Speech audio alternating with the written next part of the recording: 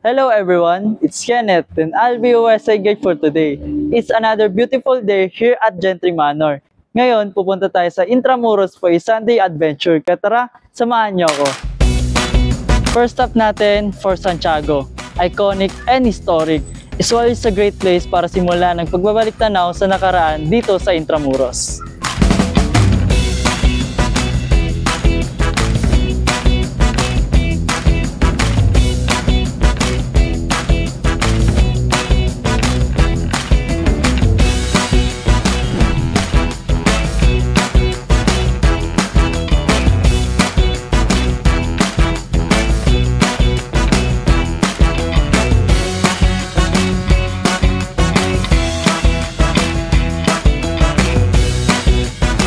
Our next stop is Plaza de Roma. Perfect ito for relaxing.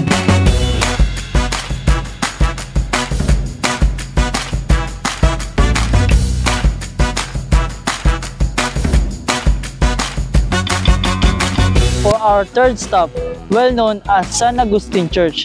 Dito paraan din nila sa Spanish era dahil sa architecture nito.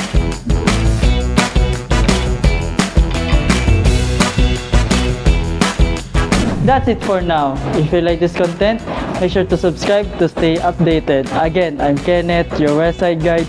Start your story here in Westside City, like me.